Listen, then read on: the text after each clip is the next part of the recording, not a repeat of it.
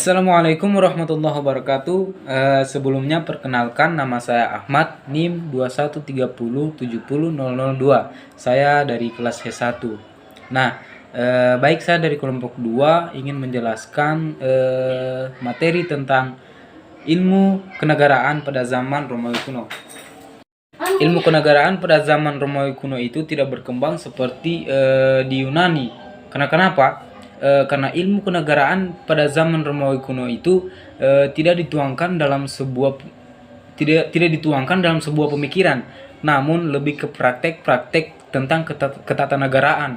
Nah, dan adanya praktek ketatanegaraan ini berpengaruh kepada sistem ketatanegaraan di seluruh dunia. Nah, kita masuk ke perbedaan Yunani kuno dan Romawi kuno. Nah, yang pertama, seperti yang saya katakan tadi, bahwa di Romawi kuno itu ilmu ketatanegaraan itu tidak dituangkan dalam sebuah pemikiran, namun mereka lebih menitik beratkan kepada praktek-praktek. Nah, sedangkan di Yunani itu banyak menghasilkan filsafat-filsafat atau pemikir-pemikir. Yang kedua, kerajaan Romawi itu dimulai dengan keadaan terpecah belah hingga menjadi suatu imperium atau kerajaan besar, kerajaan dunia yang mempersatukan seluruh daerah peradaban dalam satu kerajaan.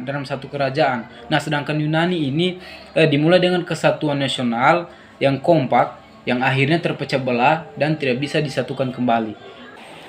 Bismillahirrahmanirrahim. Assalamualaikum warahmatullahi wabarakatuh. Perkenalkan, nama saya Trisnawati.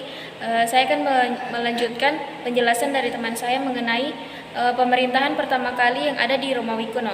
Nah, pemerintahan pertama kali yang ada pada zaman Romawi kuno adalah monarki. Nah, monarki ini merupakan sebuah sistem pemerintahan yang dipimpin oleh raja atau ratu.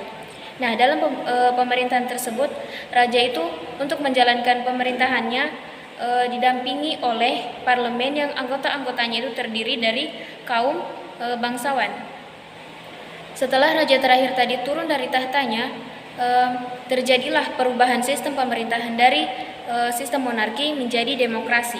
Nah, pada saat itu terjadi pertentangan antara kaum patrisia dengan kaum plebeia yang akhirnya dapat diselesaikan dengan dikeluarkannya sebuah undang-undang yang dikenal dengan Undang-Undang 12 Meja.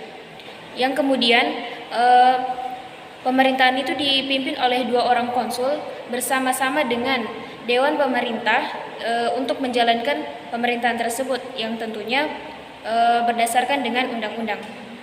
Akan tetapi ketika dalam keadaan darurat, maka semua kekuasaan, misalnya ketika dalam keadaan perang atau bahaya-bahaya lain, maka semua kekuasaan tadi dipegang oleh seorang diktator yang notabene itu mempunyai kekuasaan yang lebih besar dan sifatnya mutlak. Tujuannya itu agar supaya mempermudah untuk mengambil sebuah keputusan. Sekian dari saya. Wassalamualaikum warahmatullahi wabarakatuh. Pada zaman Romawi, negara dibedakan dengan masyarakat. Negara merupakan badan hukum di samping masyarakat.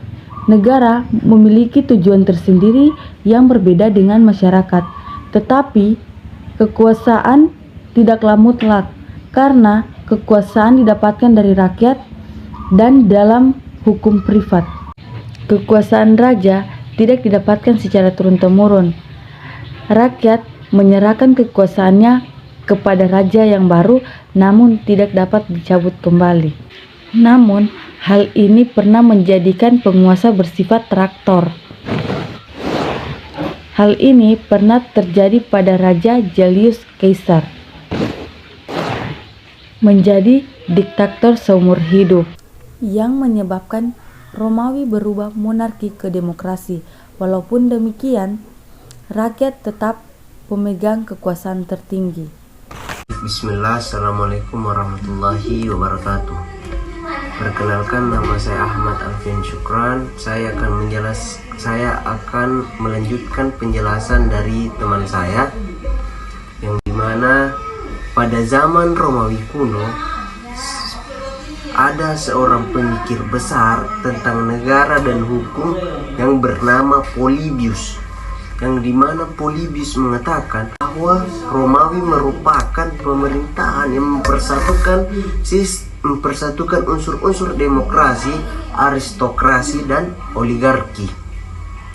Yang dimana Polybius ini adalah seorang ahli sejarah berkebangsaan Yunani dengan ajaran Cyclostory.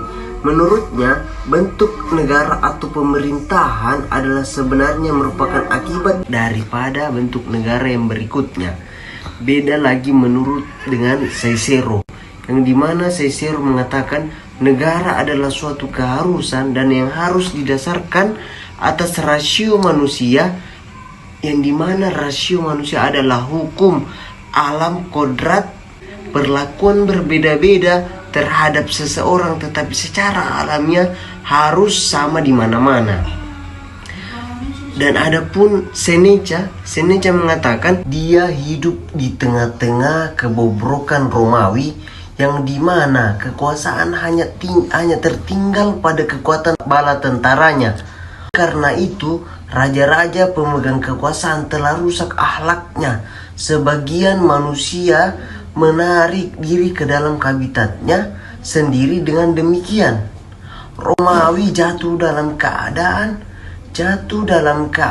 yang bobrok karena adanya bagian yang lemah dalam susunan ketatanegaranya, antara lain sosialitis, sistem politik, pemerintahan, dan hukum yang terpecah belah. Sekian dari penjelasan kelompok kami. Wabillahi taufiq wal hidayah. Wassalamualaikum warahmatullahi wabarakatuh.